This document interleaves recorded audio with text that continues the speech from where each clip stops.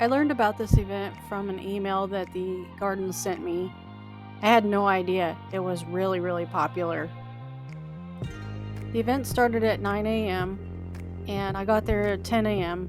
And by 10 a.m., there were no parking spaces whatsoever in their lots. They were all full. And there wasn't really any spaces along the streets nearby either. So I'd already purchased the tickets about an hour before we left home, and so I just got out and I went in. I thought I would be able to find a parking space after I got out and was continuing to drive around and look, but that wasn't the case. The event was just so big. So I went in and explored a little bit, but I didn't stay as long as I thought I would. St. Louis is about an hour and a half or 2 hours or so from home, so it wasn't really easy to just leave and come back. So I went in and went ahead and explored.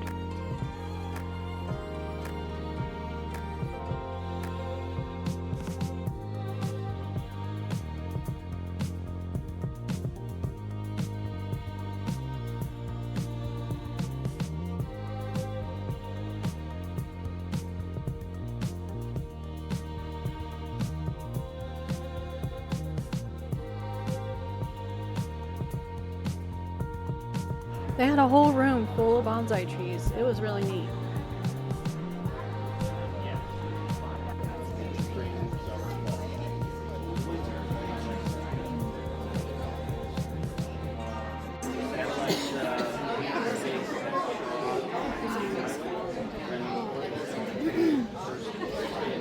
"19 years old. Wow. 15 years old. Oh, that one's 19 years old. 15 years old. 26 years old. Oh, I like that one. That 7 years old.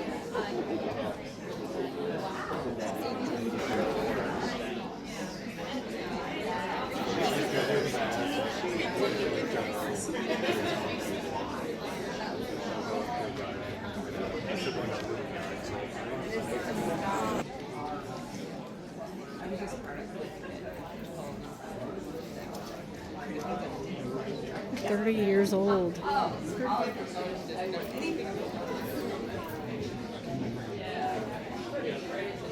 25 years old.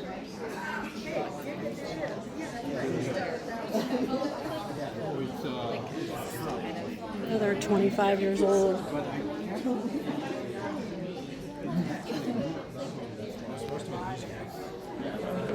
After looking at the bonsai trees, I went outside, and the first thing I noticed was they did have a tent that you could buy some cocktails and beer and stuff.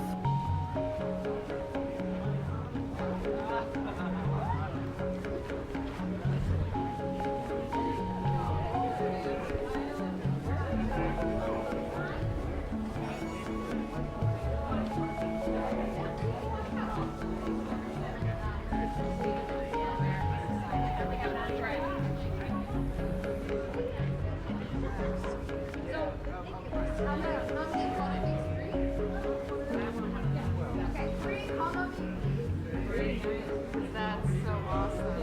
Yeah, it's really fun.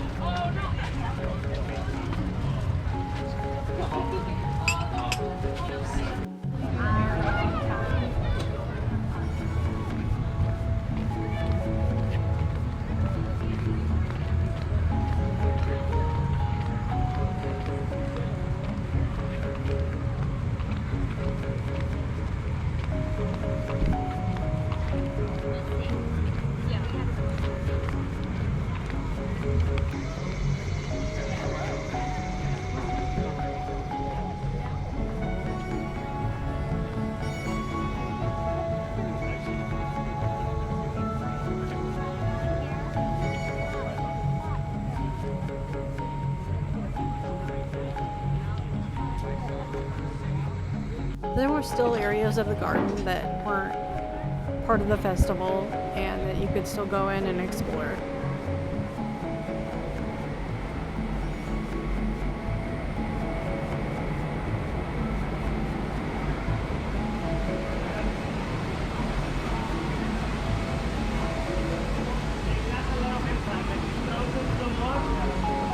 We bought it after brown and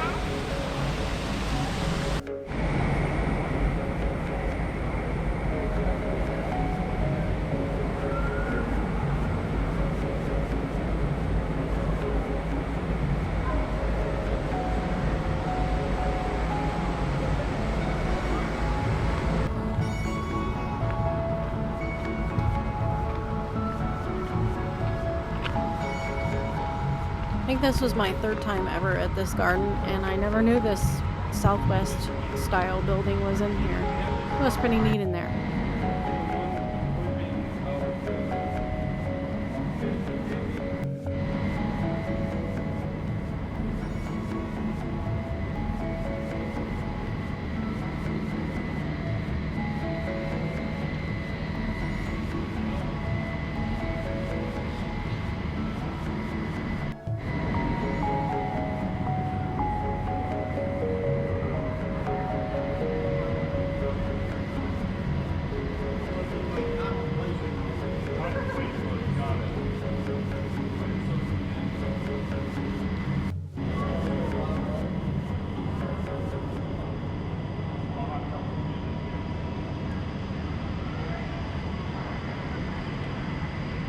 After walking through that southwest area, you come to another area. It's like a children's play area.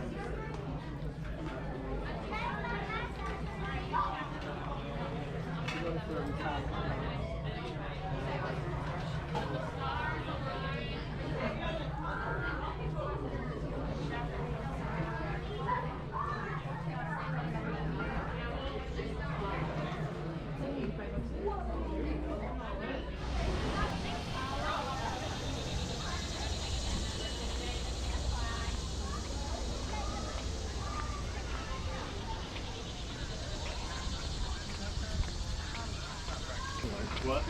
Hey, that's think- someone was just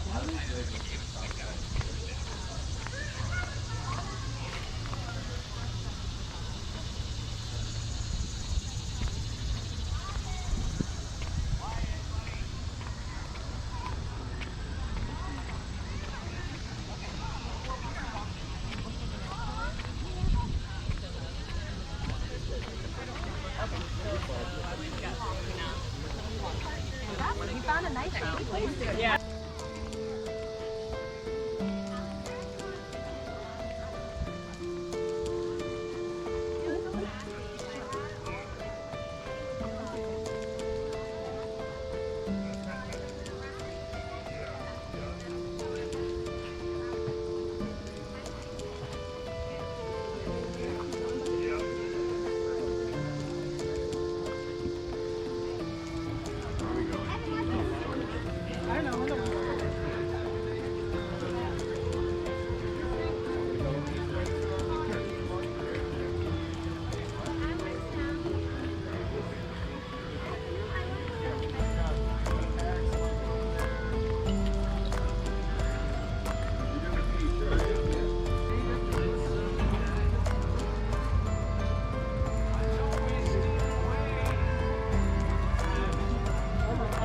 What do you do?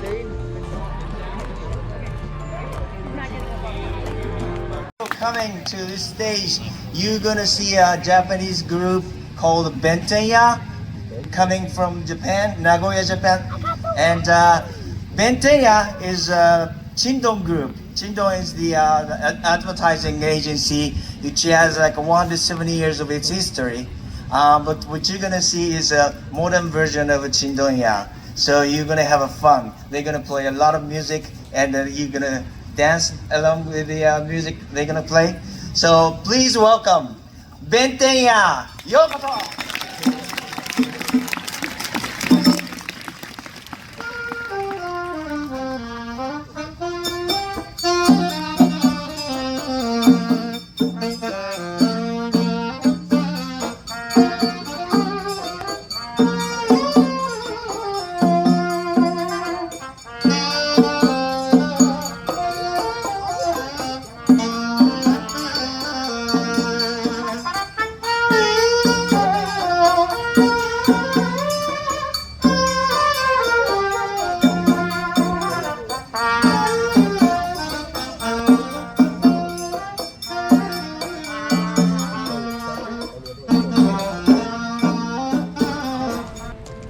So the garden still had a lot of solitude areas that you could go to.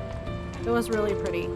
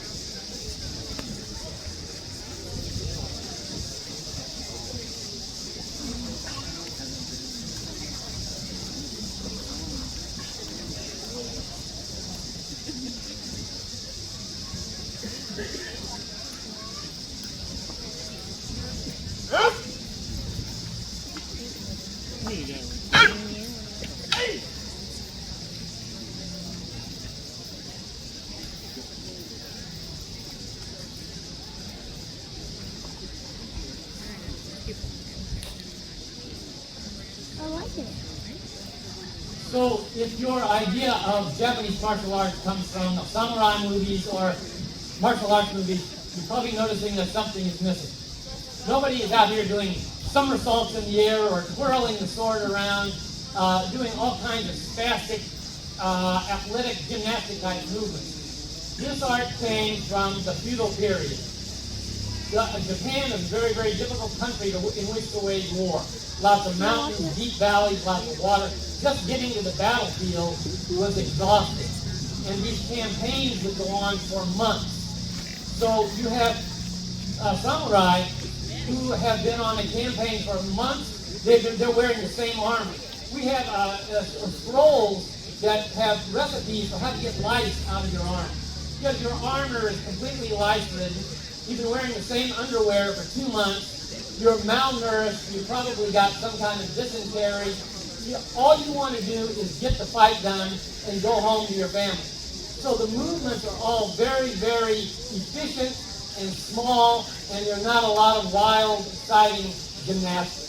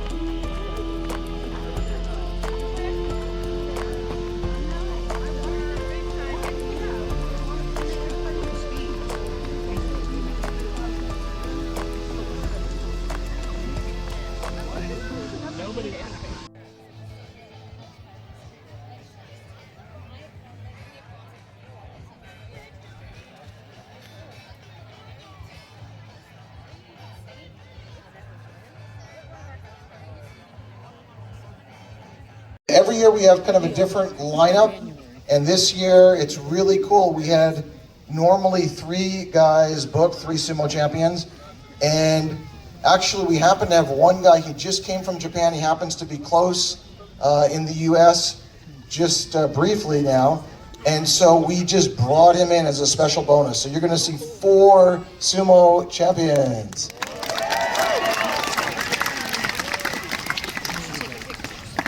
And a couple things before we bring them out. Okay, my name's Andrew, guys, and we're actually bringing these guys all over the world. So St. Louis is, let's see, we just did a few other stops. We're going to be over in 3 different continents in the next couple weeks, but this is always one of the coolest places. Not literally cool, but one of the nicest places to perform, except this is burning my feet.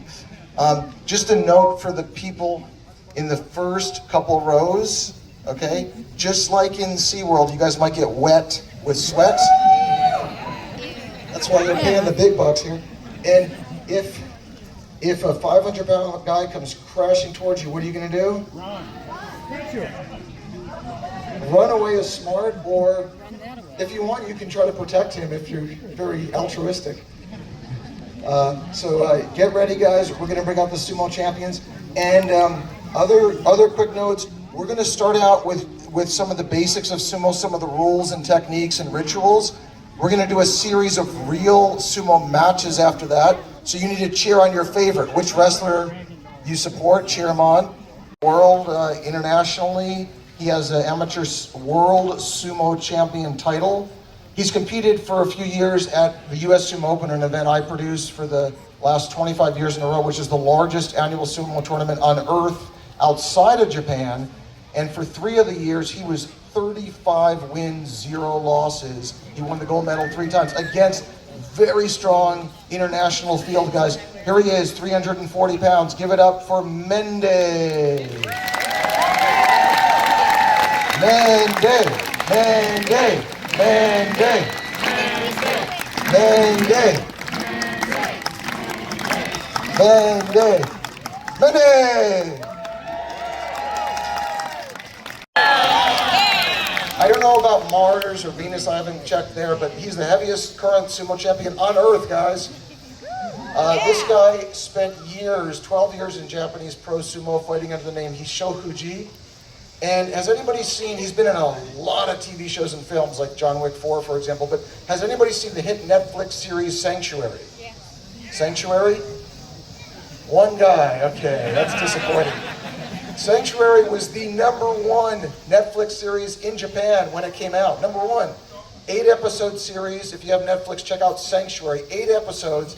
It's a fictional sumo story. And if you remember Shizuchi, he was one of the main characters. He was the rival to the main character, actually. And that's the guy you're about to meet, folks.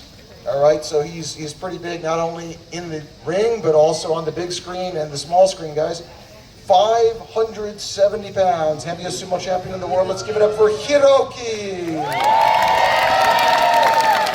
Hiroki. Hiroki. Hiroki. Say it like this. Kids, Hiroki. Hiroki.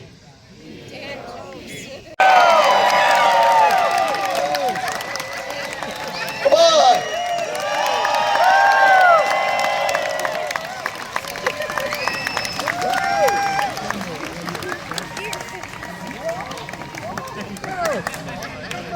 Hiroki says he's leaving. There's not enough applause. Hiroki's leaving. Come on.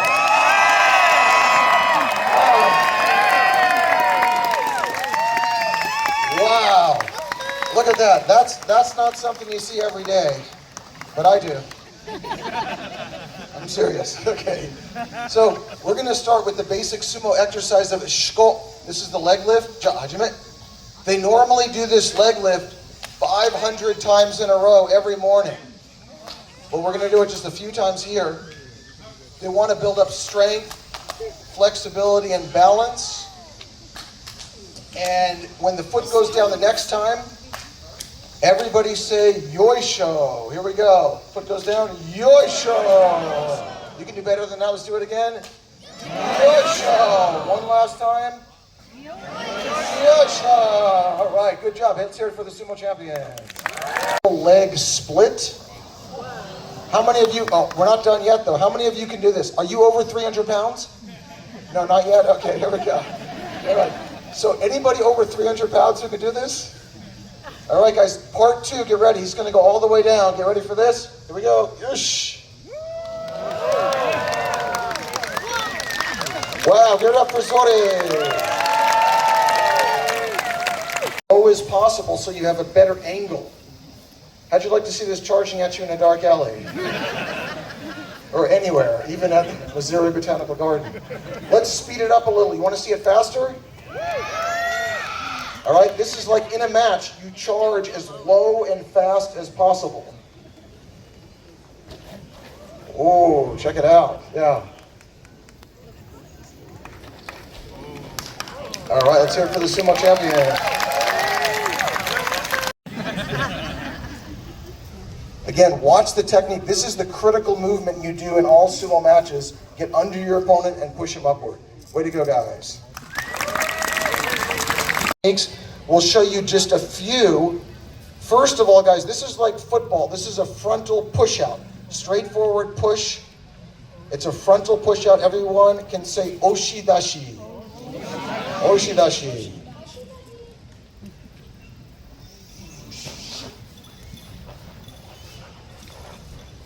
Looks so easy. Okay.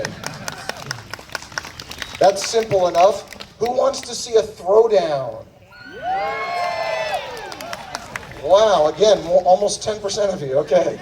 So this is going to be an outside belt grip throw. Grab the belt and use the throw to flip the opponent down. So outside belt throw, everybody say uwate nage.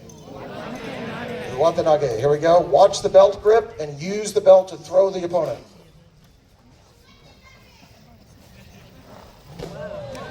Nice. Way to go, Ichi and Mende. Now let's have Hiroki and Zorik show you a couple. First, a very basic technique, grabbing the belt, using the belt to force your opponent out. So you want to get a lower position and a belt grip. Let's everybody watch a frontal force out, say Yori Kiri. So he gets a belt grip, gets a little bit lower, and uses the leverage to force him out. Wow. Frontal thrust out attack. Skidashi. Here we go. Get ready.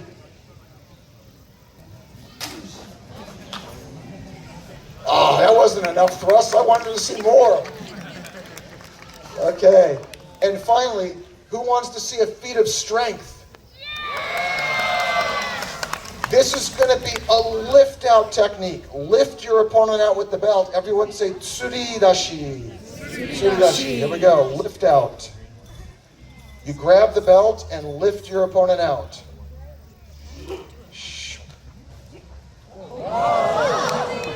All right. Ichi at 540, Hiroki at 570. That's going to be a 1,110 pound collision, or about 1,200 if I get caught in the middle. All right, guys, who do you like, Ichi or Hiroki?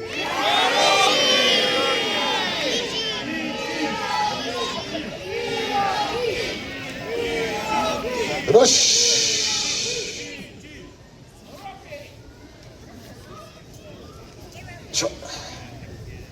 Rush. Here we go, guys. 4 fists go down to start the match. All 4 fists.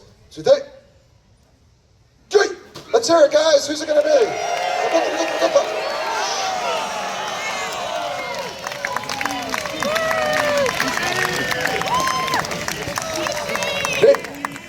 Ichi wins!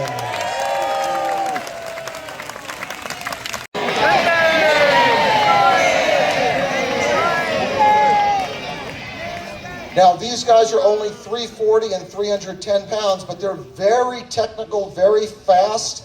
So don't blink. They have a lot of different moves in their arsenals. Watch the footwork. What kind of technique do you want to see, guys? You want to see slap him, grab the belt, trip him? Okay, let's hear it. Call out your advice.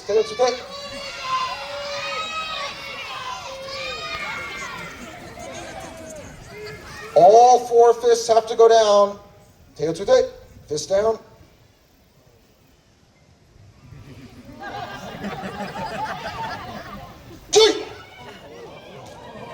Okay. Little bit of a false start. Split second he started before Mende's fist was down. Reset. Watch very carefully the start lines. All 4 fists have to touch. You can't go until your opponent's fists are down. Who do you like, guys? Zorig or Mende?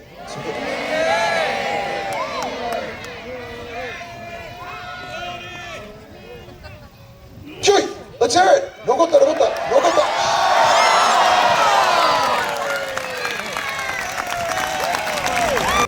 After watching some of the sumo wrestling, I started heading to the exit, catching everything I didn't see along the way.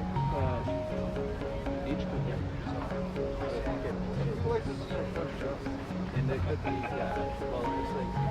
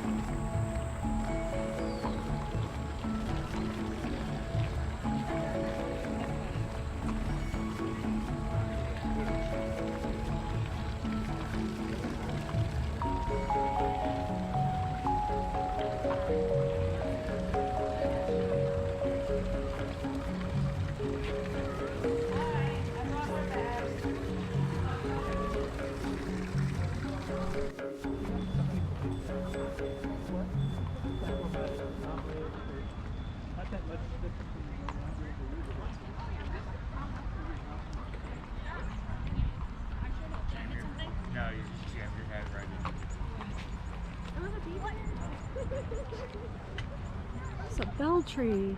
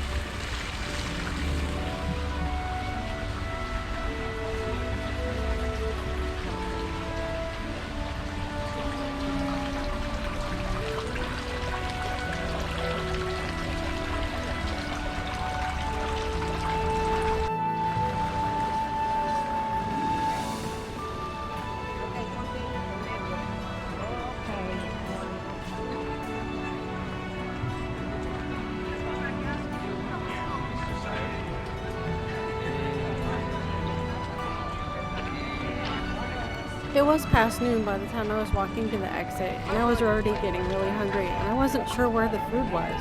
Well, I found it. It was all outside in the parking lot on the side. You had to actually exit and then get to the food. So they were stamping your hand as you went.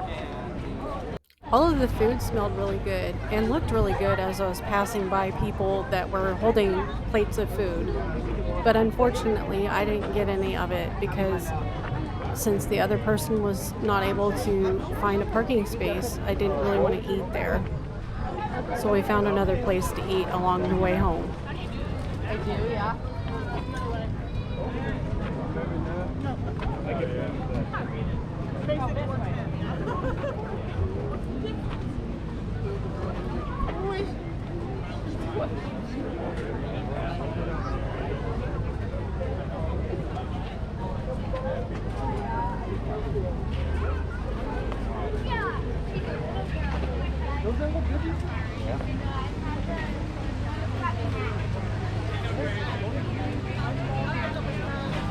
yeah, it is good. I said, why are you guys waiting? I said, you guys can put us off.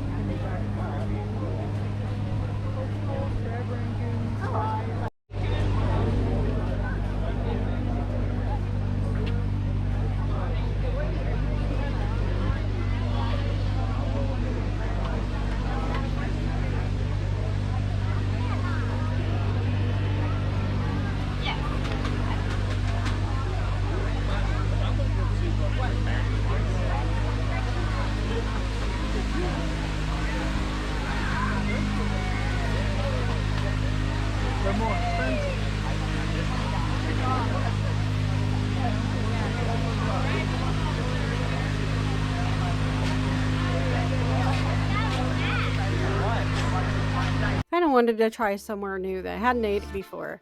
So I found this Mexican place in Collinsville, Illinois to eat at. I really liked the food there. I thought it was really good. I got the carnitas and it came with a tossed salad. And he got the chicken fajitas.